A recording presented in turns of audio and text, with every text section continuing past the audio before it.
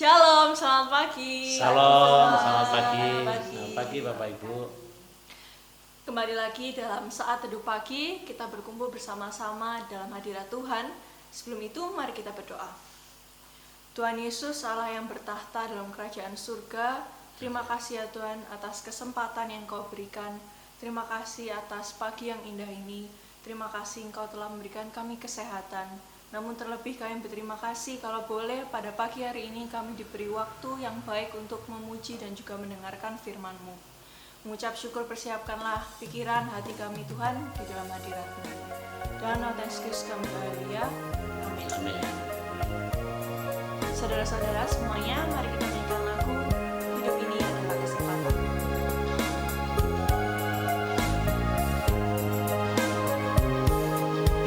Hidup ini adalah kesempatan.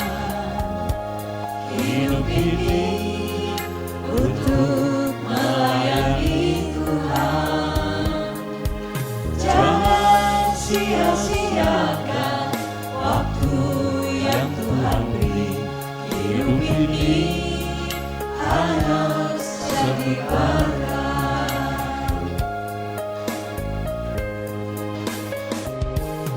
Hidup ini adalah kesempatan. Hidup ini untuk melayani Tuhan. Jangan sia-siakan apa yang Tuhan beri. Hidup ini harus jadi berkat.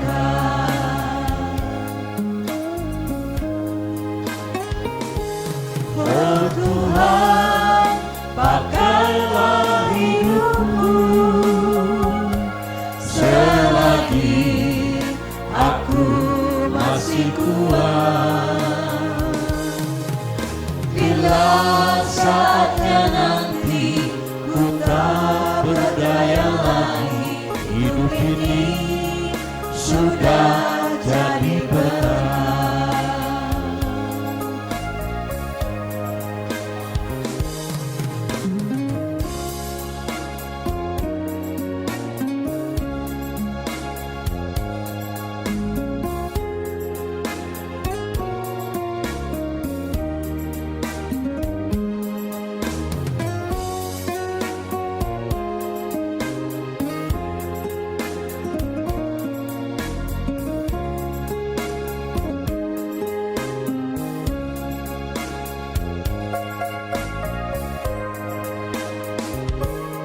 Hidup ini adalah kesempatan. Hidup ini untuk melayani Tuhan. Jangan sia-siakan apa yang Tuhan beri. Hidup ini harus jadi berkat.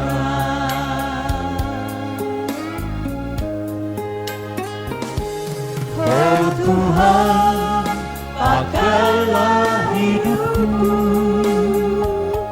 selagi aku masih kuat. Bila saatnya nanti ku tak berdaya lagi, hidup ini sudah jadi berkat. Bila saatnya nanti ku tak berdaya lagi, hidup ini sudah jadi berkat. Salam Bapak Ibu. Salam, selamat pagi. Kita mengucap syukur pada hari Jumat ini kita akan merenungkan satu peristiwa sejarah yang sangat unik sekali, di mana di dalam Alkitab itu seorang perempuan, khususnya di dalam Perjanjian Lama, itu tidak memegang peranan yang signifikan. Tetapi yang sungguh luar biasa, ada satu nama dari dua nama dalam Perjanjian Lama, yang mana kitabnya adalah menyebutkan seorang perempuan. Siapa itu? Kitab apa? Rut, Kitab Rut dan kitab Esther. Esther. Kitab Rut dan kitab Esther. Rut, mari kita membuka satu sejarah yang begitu luar biasa yang diungkapkan di dalam kitab Rut ini, dan kita melihat bagaimana itu kitab setelah kitab Hakim-Hakim. Kitab Rut pasal yang pertama, Bapak akan membaca pasal yang 1 ayat ganjil, nanti yang lain bersamaan membaca ayat yang genap. Pada zaman para hakim memerintah, ada kelaparan di tanah Israel. Lalu pergilah seorang dari Betlehem Yehuda beserta istrinya dan kedua anaknya laki-laki ke daerah Moab untuk menetap di sana sebagai orang asing. Nama orang itu ialah Elimelek, nama istrinya Naomi, dan nama kedua anaknya Mahlon dan Kilion. Semuanya orang-orang Efrata dari Betlehem Yehuda. Dan setelah sampai di daerah Moab, diamlah mereka di sana. Kemudian matilah Elimelek suami Naomi, sehingga perempuan itu tertinggal dengan kedua anaknya. Keduanya mengambil perempuan Moab, yang pertama bernama Orpa, yang kedua bernama Rut, dan mereka diam di situ kira-kira 10 tahun lamanya. Lalu matilah juga keduanya, yakni Mahlon dan Kilion, sehingga perempuan itu kehilangan kedua anaknya dan suaminya. Kemudian berkemaslah ia dengan kedua menantunya, dan ia pulang dari daerah Moab. Sebab di daerah Moab ia mendengar bahwa Tuhan telah memperhatikan umatnya dan memberikan makanan kepada mereka. Maka berangkatlah ia dari tempat tinggalnya itu bersama-sama dengan kedua menantunya ketika mereka sedang di jalan untuk pulang ke tanah Yehuda. Berkatalah Naomi kepada ketua menantunya itu, "Pergilah, pulanglah masing-masing ke rumah ibunya. Tuhan kiranya menunjukkan kasih-Nya kepadamu, seperti yang kamu tunjukkan kepada orang-orang yang telah mati itu dan kepadaku. Kiranya atas karunia Tuhan, kamu mendapatkan tempat perlindungan masing-masing di rumah suaminya." Lalu dicium minyalah mereka, tetapi mereka menangis dengan suara keras. Dan berkata kepadanya, "Tidak, kami ikut dengan engkau pulang kepada bangsamu." Tetapi Naomi berkata, "Pulanglah anak-anakku, mengapakah kamu turut dengan aku? Bukankah tidak ada lagi anak laki-laki yang kulahirkan untuk dijadikan suamimu nanti?" "Pulanglah anak-anakku, pergilah, sebab sudah terlalu tua aku untuk bersuami. Seandainya pikirku ada harapan bagiku, dan sekalipun malam ini aku bersuami, bahkan sekalipun aku masih melahirkan anak laki-laki, Masakan kamu menanti sampai mereka dewasa? Masakan karena itu kamu harus menahan diri dan tidak bersuami? Janganlah kiranya demikian, anak-anakku. Bukankah jauh lebih pahit yang aku alami daripada kamu? Sebab tangan Tuhan terajung terhadap aku." menangis pula mereka dengan suara keras. Lalu Orpa mencium mertuanya itu sambil, tetapi Rut tetap berpaut padanya. Berkatalah Naomi, "Telah pulang iparmu kepada bangsanya dan kepada para allahnya. Pulanglah mengikuti iparmu itu." Tetapi kata Rut, "Janganlah dosa aku meninggalkan engkau dan pulang dengan tidak mengikuti engkau. Sebab kemana engkau pergi, ke situ jugalah aku pergi. Dan di mana engkau bermalam, di situ jugalah aku bermalam. Bangsamulah bangsaku dan Allahmulah Allahku. Di mana engkau mati, aku pun mati di situ, dan di sanalah aku dikuburkan. Beginilah kiranya Tuhan menghukum aku. Bahkan lebih lagi daripada itu, jikalau sesuatu apapun memisahkan aku dari engkau selain daripada maut." Ketika Naomi melihat bahwa Rut berkeras untuk ikut bersama-sama dengan dia, berhentilah ia berkata-kata kepadanya. Dan berjalanlah keduanya sampai mereka tiba di Betlehem. Ketika mereka masuk ke Betlehem, gemparlah seluruh kota itu karena mereka. Dan perempuan-perempuan berkata, Naomikah itu? Tapi ia berkata kepada mereka, janganlah sebutkan aku Naomi, sebutlah aku Mara, sebab Yang Maha Kuasa telah melakukan banyak yang pahit kepadaku. Dengan tangan yang penuh aku pergi, tetapi dengan tangan yang kosong Tuhan memulangkan aku. Mengapakah kamu menyebut aku Naomi? Karena Tuhan telah naik saksi menentang aku, dan Yang Maha Kuasa telah mendatangkan malapetaka kepadaku. Demikianlah Naomi pulang bersama-sama dengan Rut, perempuan Moab itu, menantunya, yang turut pulang dari daerah Moab. Dan sampainya mereka ke Bethlehem pada permulaan musim menuai jelai. Amin. Amin. Ini satu kisah peristiwa yang mengharukan sekali, bagaimana Tuhan menyatakan kasih pemeliharaannya sungguh di luar daripada kondisi situasi yang terjadi yang bisa mereka lakukan. Kisahnya jelas sekali, coba perhatikan Bapak di sini. Kisahnya jelas sekali bahwa Naomi berasal dari Efrata, ya, suaminya Elimelek. Elimelek itu sebenarnya Allahku adalah rajaku. Ya. Melek itu artinya raja. Jadi namanya menunjukkan sebenarnya imannya, keyakinannya gitu ya. Dan tentu keluarga ini adalah keluarga yang cukup terkenal, cukup memiliki nama, dan pada saat mereka pergi nampak sekali bagaimana kesaksian dari Naomi bahwa mereka itu juga keluarga yang berada. Ya. Tidak selalu kalau kita lihat di dalam sejarah kehidupan satu bangsa, orang yang pergi itu tidak selalu mereka sebenarnya oleh karena memang kondisinya lebih susah dibandingkan yang tinggal di tempat ya. Dan kita melihat peristiwa ini begitu pahit sekali yang dihadapi, di mana mereka pergi ke Moab. Sebenarnya Moab itu adalah tempat yang mana baik keyakinan maupun juga sejarahnya ini adalah bangsa yang boleh dikatakan musuh bangsa Israel juga ya. Jadi ini bangsa musuh bangsa Israel, dan mereka juga berbeda keyakinan dengan bangsa Israel. Nah, mari kita melihat satu hal di mana mereka pergi oleh karena sesuatu bencana kelaparan yang terjadi, berharap untuk mendapatkan suatu penghidupan yang lebih baik. Ya, tetapi kenyataan justru yang mereka alami bukan semakin baik ya. Suaminya meninggal, anak-anaknya juga meninggal dua-duanya gitu. Semakin pahit. Ya, semakin pahit ini. Dan tinggal 3 orang, semua triple janda gitu ya, triple janda.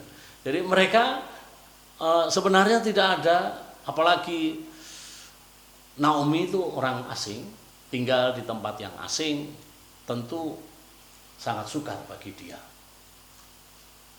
Kalau bagi Orpa maupun Ruth tidak masalah ya, karena memang dia penduduk asli Moab. Jadi cara yang terbaik adalah pulang kembali, apalagi mereka mendengar di bagian firman Tuhan katakan Tuhan telah meninggalkan. Bukan, di dalam ayat kan dikatakan, ayat yang ke-6 ini coba kita perhatikan. Mereka mendengar pada saat situasi kondisi yang sangat ayat yang ke-6. Tuhan telah memperhatikan umatnya dan memberikan makanan kepada mereka. Itu artinya apa? Artinya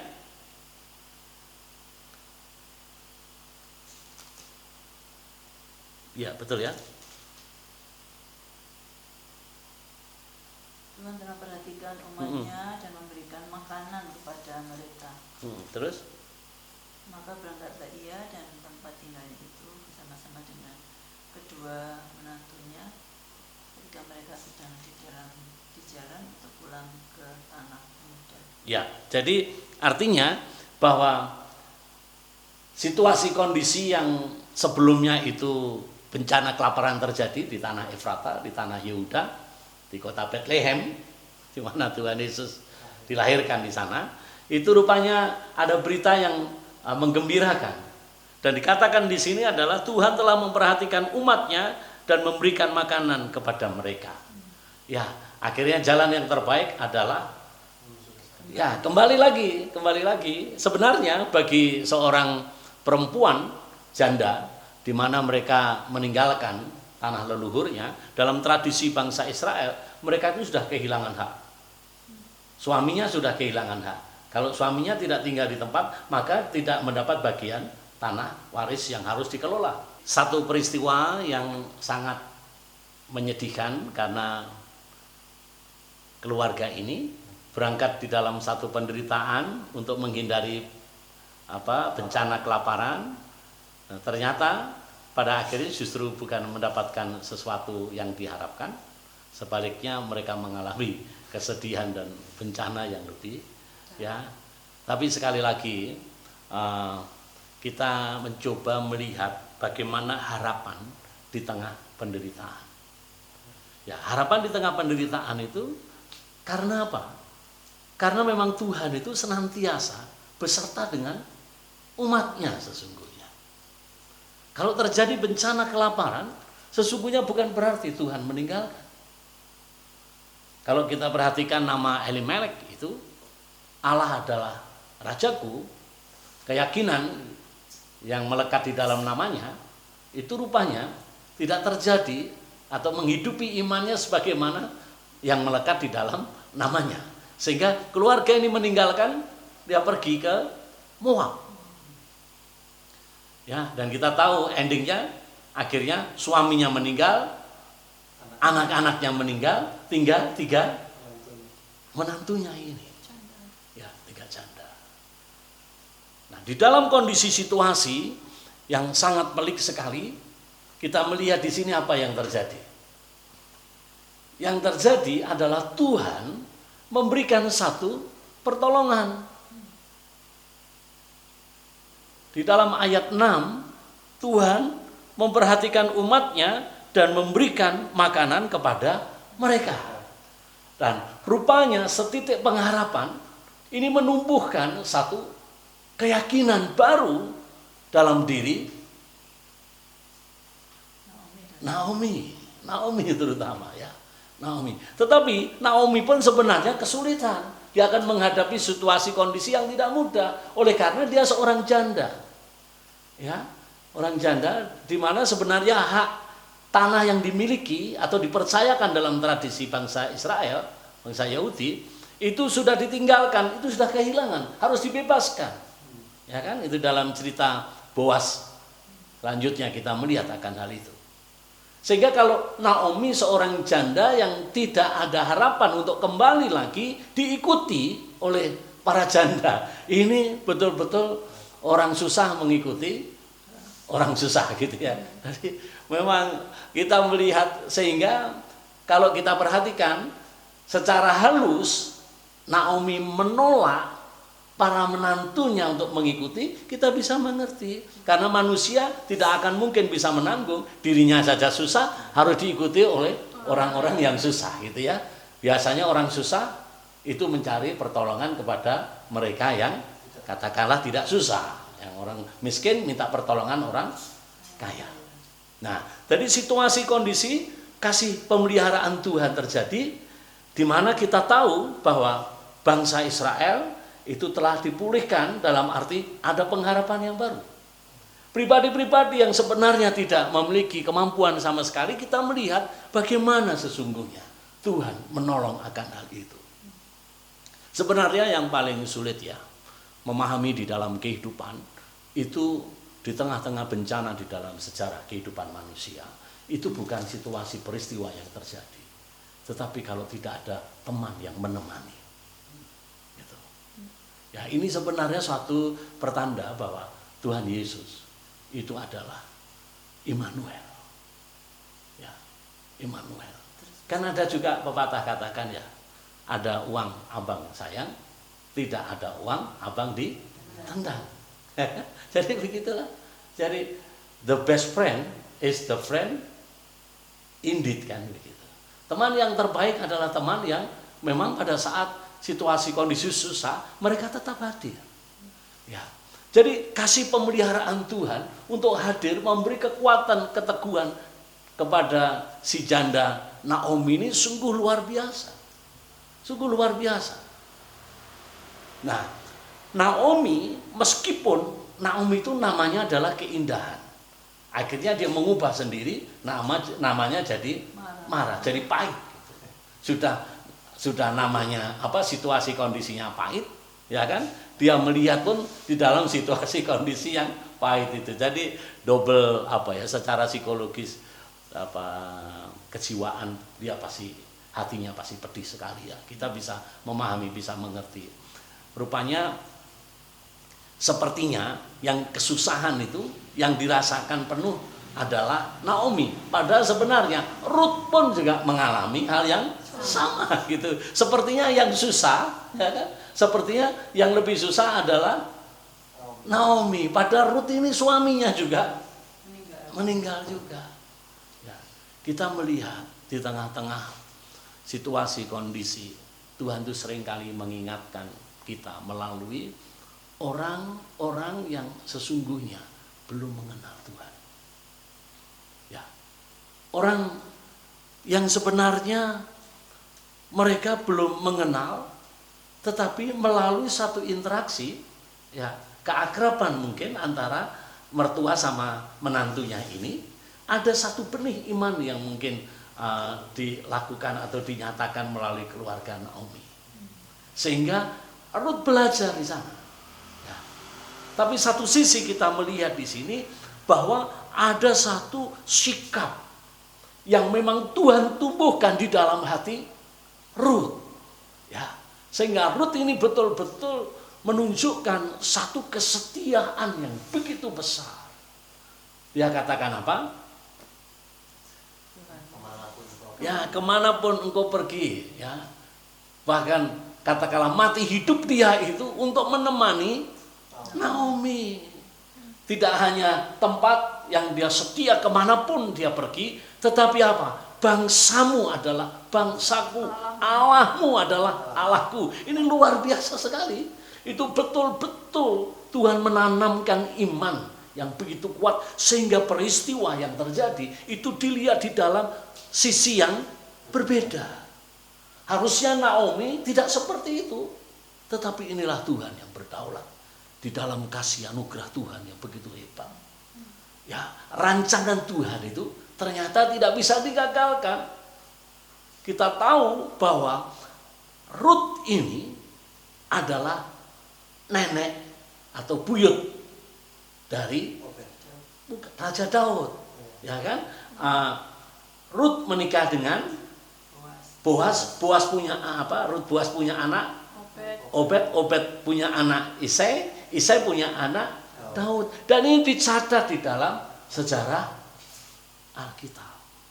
Sungguh luar biasa. Ini juga di mana hati Tuhan tidak hanya sesungguhnya bagi umat yang terpilih, tetapi benih karya keselamatan juru selamat itu ternyata datang dari orang yang bukan umat pilihan Tuhan, tetapi apa? Yang memiliki iman yang sama imannya kepada Tuhan Allahnya Abraham, Ishak dan Yakub. Kita mengucap syukur dan Tuhan memakai kehidupan Ruth ini menjadi berkat yang luar biasa.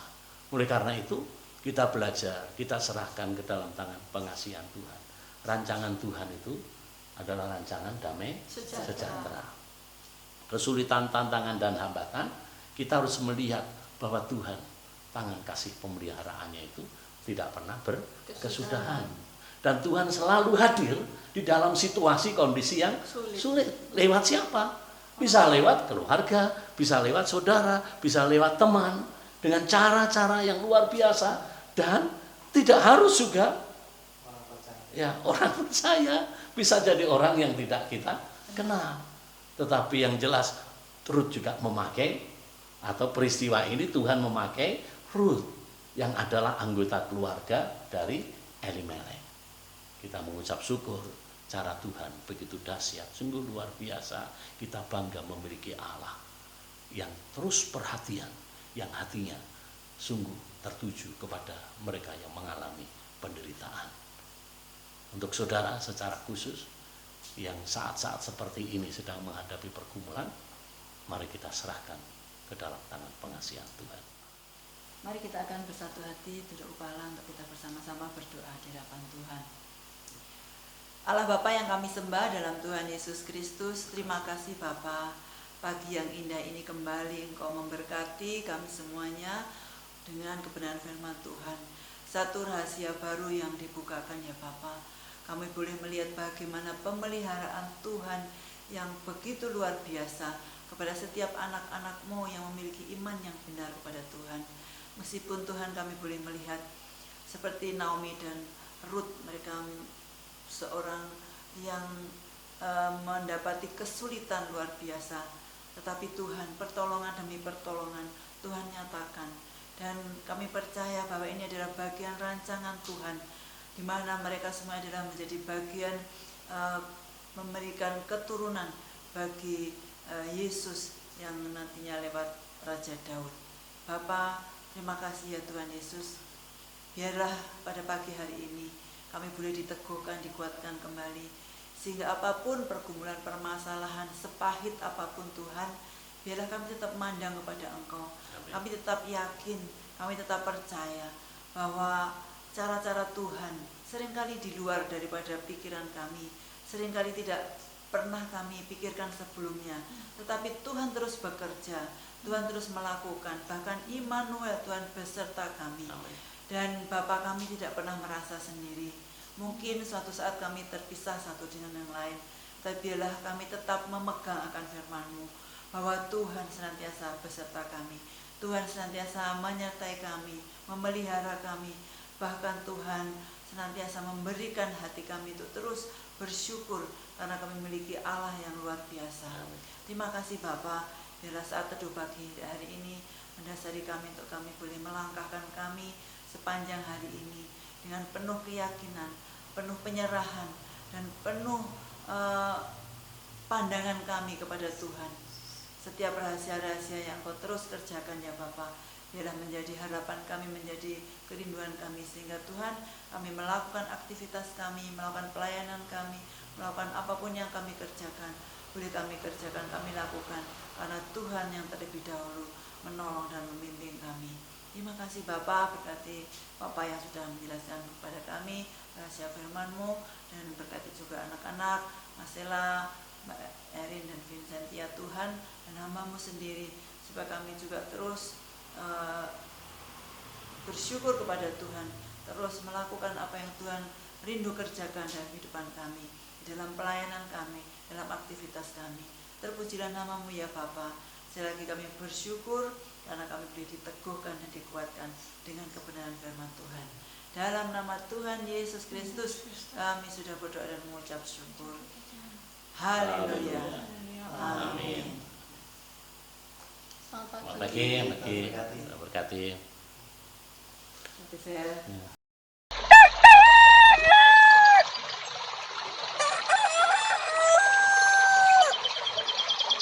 Ah!